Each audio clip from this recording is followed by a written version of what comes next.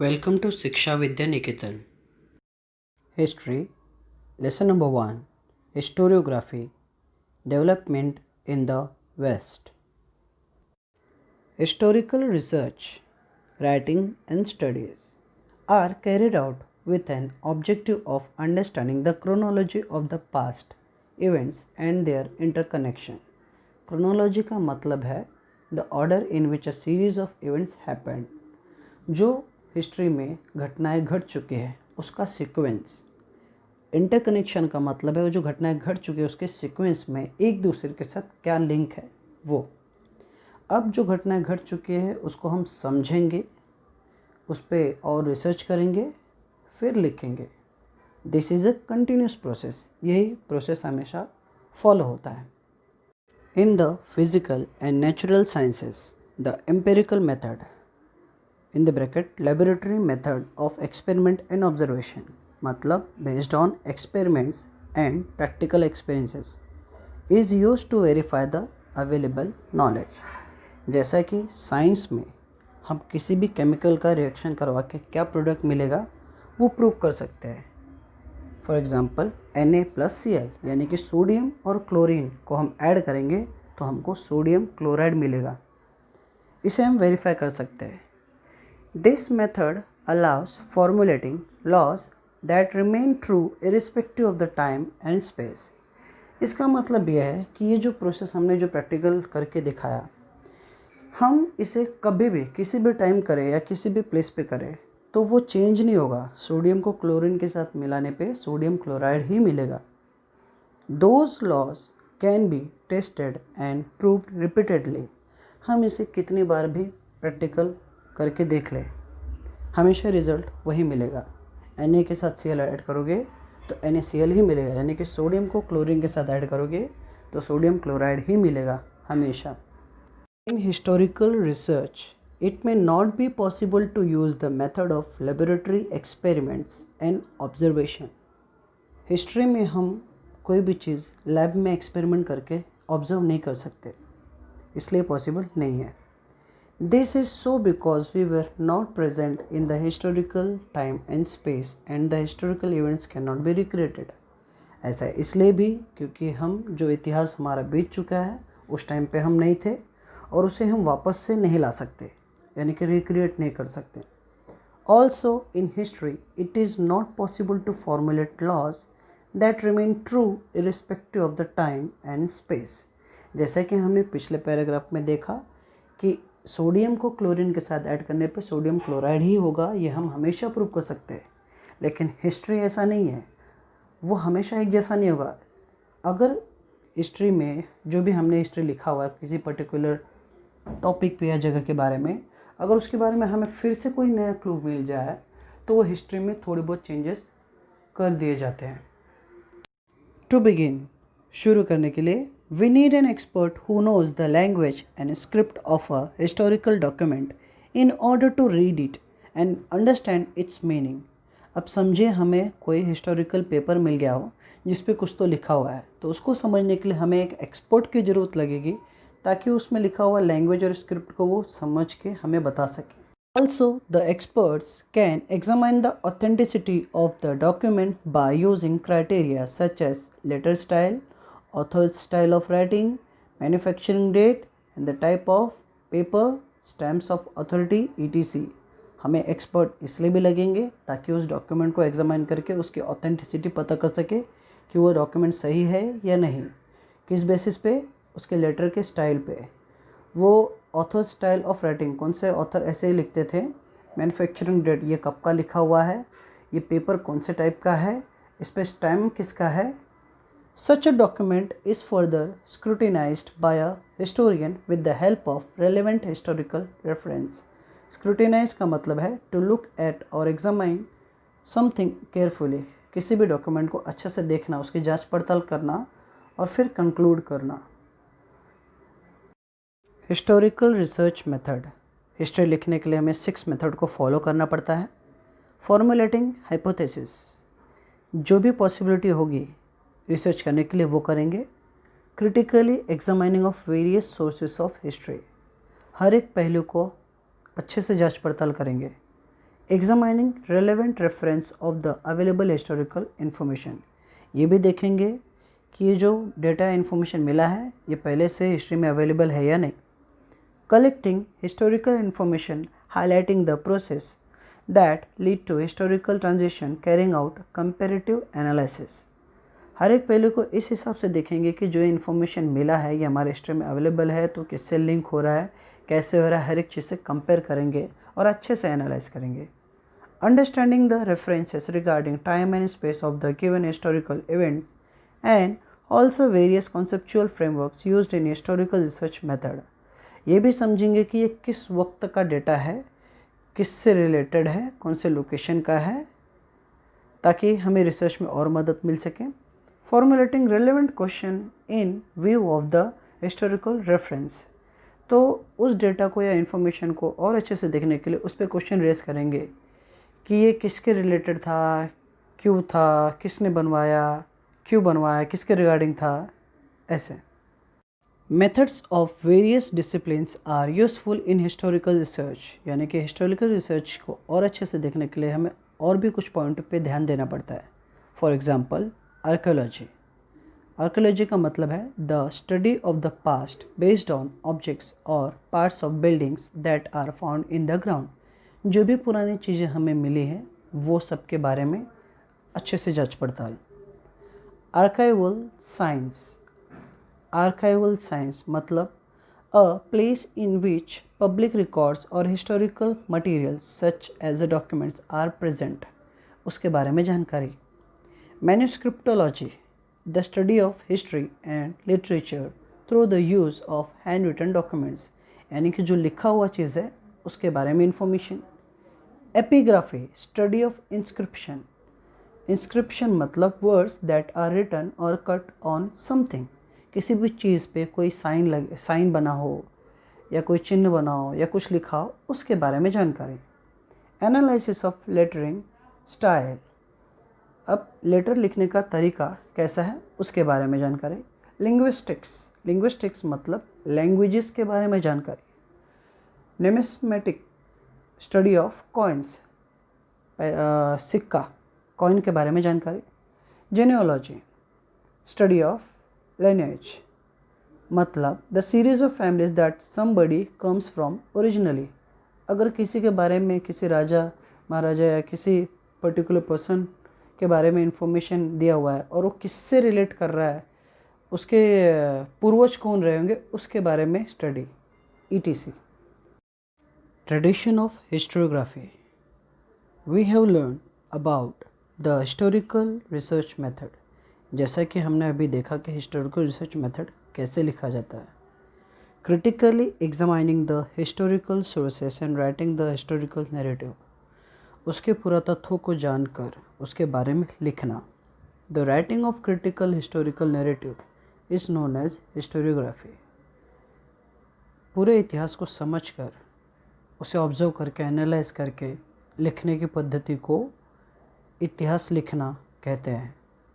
A scholar who writes such a narrative is a historian, और जो ये history लिखता है उसको इतिहासकार यानी कि हिस्टोरियन बोलते हैं.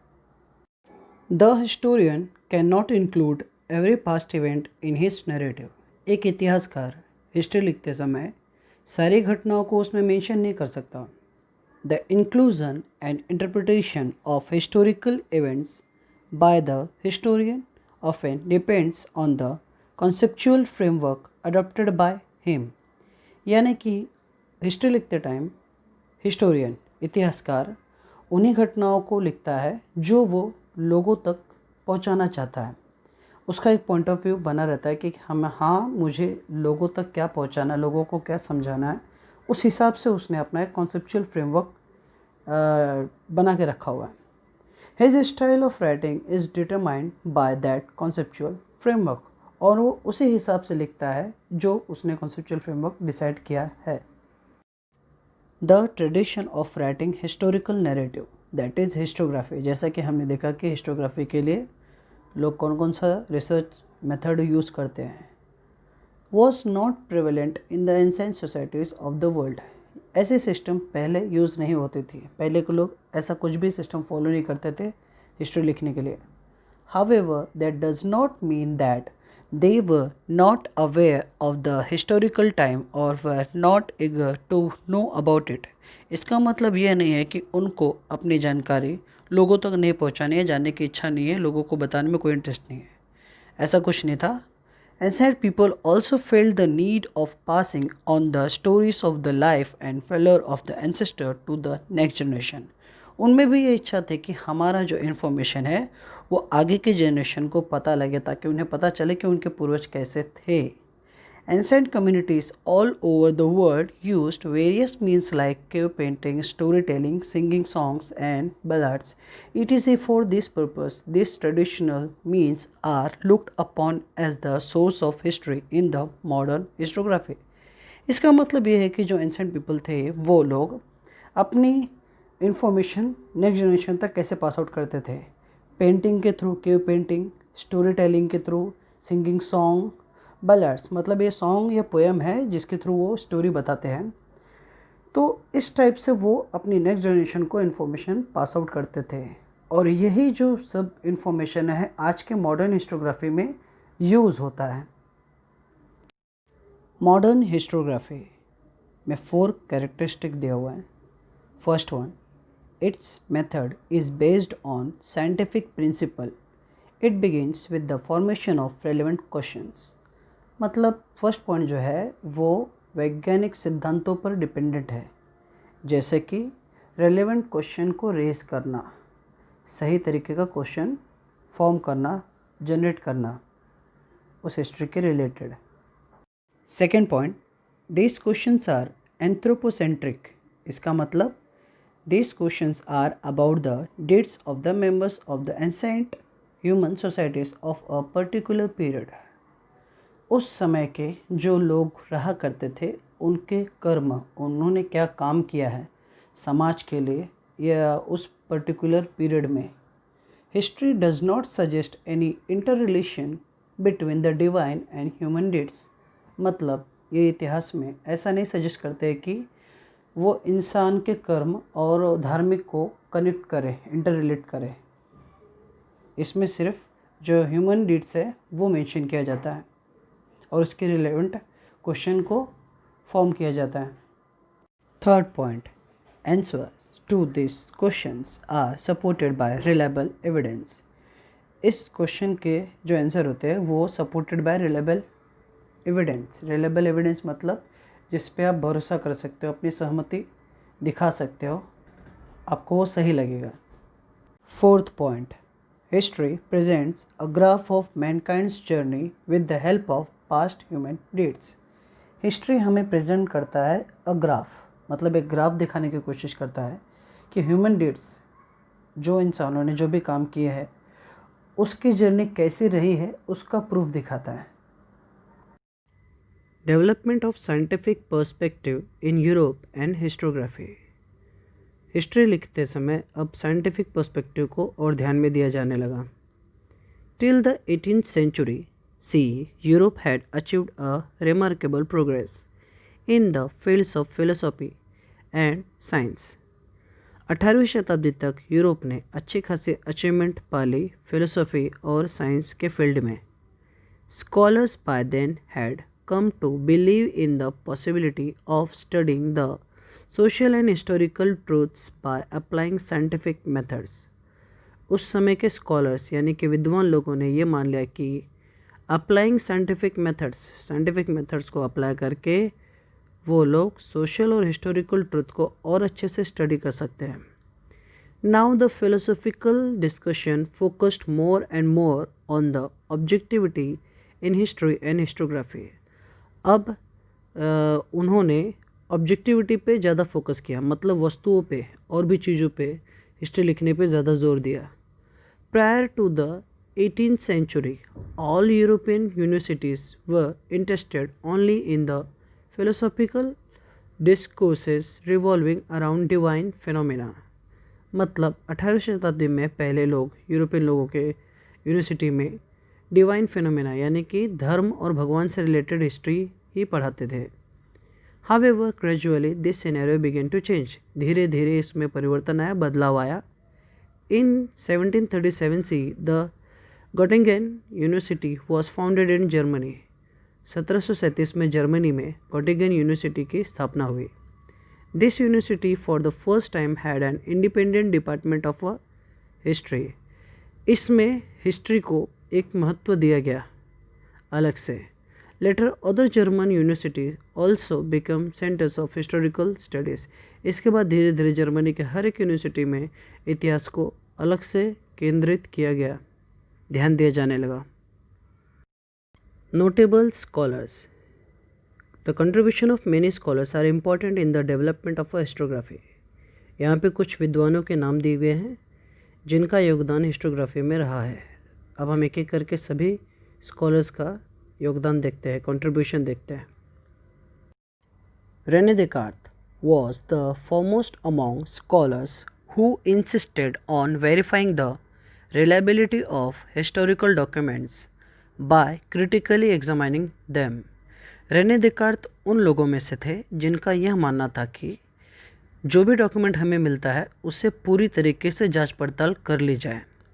Among the rules given by him in his book Discourse on the Method, the following is supposed to have a great impact on the scientific method of research. उनके एक बुक यानी कि डिस्कोर्स ऑन द मेथड में यह mention किया हुआ है कि never to accept anything for true till all grounds of a doubt are excluded. तब तक किसी तथ्य पे ना हो, मतलब किसी भी डॉक्यूमेंट को तब तक सही मत मानो जब तक उस पर निसंदेह पूरी जांच पड़ताल न हो जाए.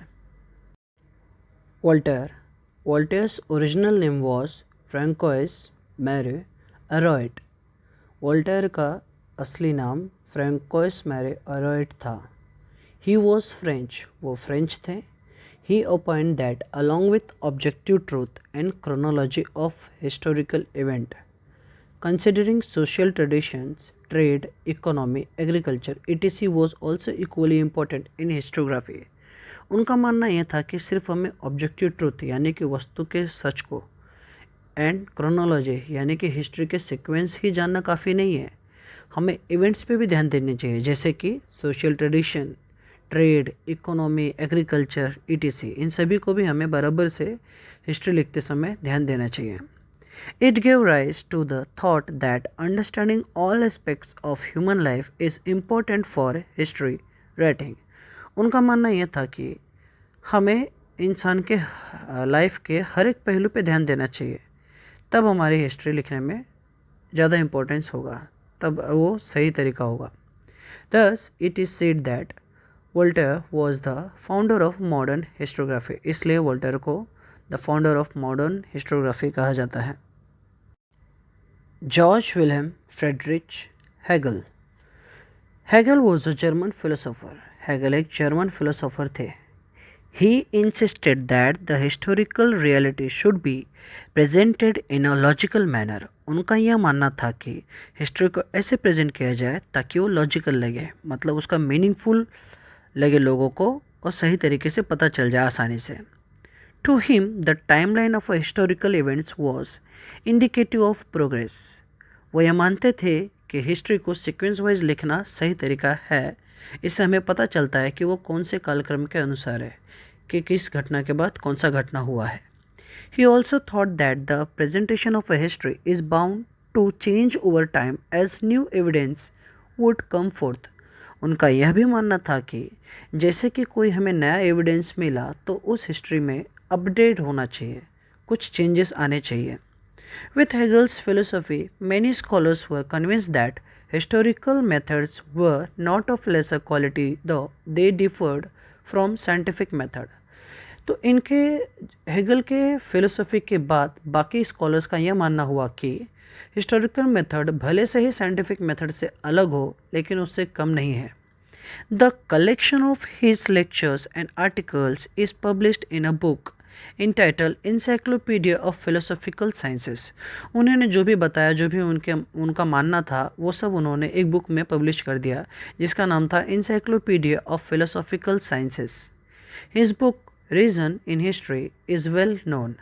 उनकी एक और बुक जो ज़्यादा जाने माने जाते हैं उसका नाम रीजन इन हिस्ट्री था. Leopold von Ranke. Historiography of the 19th century was greatly influenced by the thoughts of the Leopold von Ranke of Berlin University. मतलब 19th सेंचुरी में हिस्टोग्राफी में लोग ज़्यादा प्रभावित हुए लियोपोल्ड वन रैंके के विचारधाराओं से. He spoke about the critical method of historical research. उन्होंने यह तथ्य बताया कि कौन सा मेथड सही होता है हिस्टोरिकल रिसर्च के लिए. He put emphasis on the utmost importance of information gathered through original documents. उन्होंने इस पर जोर दिया कि कैसे ओरिजिनल डॉक्यूमेंट मतलब जो सही इंफॉर्मेशन मिली या सही डॉक्यूमेंट या चीज़ मिली हमें हिस्ट्री से रिलेटेड, हमें उस पर रियलिटी पे ध्यान देना चाहिए. He also stated that all types of documents associated with a historical event need to be examined with the greatest care. और जो भी हमें इंफॉर्मेशन गैदर किया है उसको अच्छे से एग्जामाइन करना है ताकि हमें सच्चाई पता चल सके. He believed that with this method it was possible to reach the historical truth. उनका यह मानना था कि इस हिसाब से अगर हम काम करें, रिसर्च करें, तो हम सच्चाई तक आसानी से पहुंच सकते हैं. He criticized imaginative narration of a history. वो इसके खिलाफ थे कि लोग जो काल्पनिक कहानियाँ बनाते थे हिस्ट्री को लेकर. Collection of his articles is published in 2 books. उनका ये जो भी मानना था या उन्होंने जो भी कहा था ये उन्होंने 2 बुक में प्रिंट करवाया. The theory and practice of history और second one the secret of world history.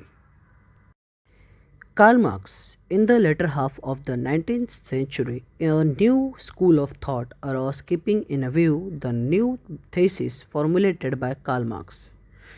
19th century के मध्य में लोगों का विचारधारा फिर से प्रभावित हुआ कार्ल मार्क्स के द्वारा. According to Karl Marx, history was not about abstract ideas. Karl Marx का ये कहना था कि इतिहास कोई काल्पनिक कथा या कहानी नहीं है. It was about living people. ये लिविंग पीपल के बारे में मतलब हमारे जैसे इंसानों के बारे में थे.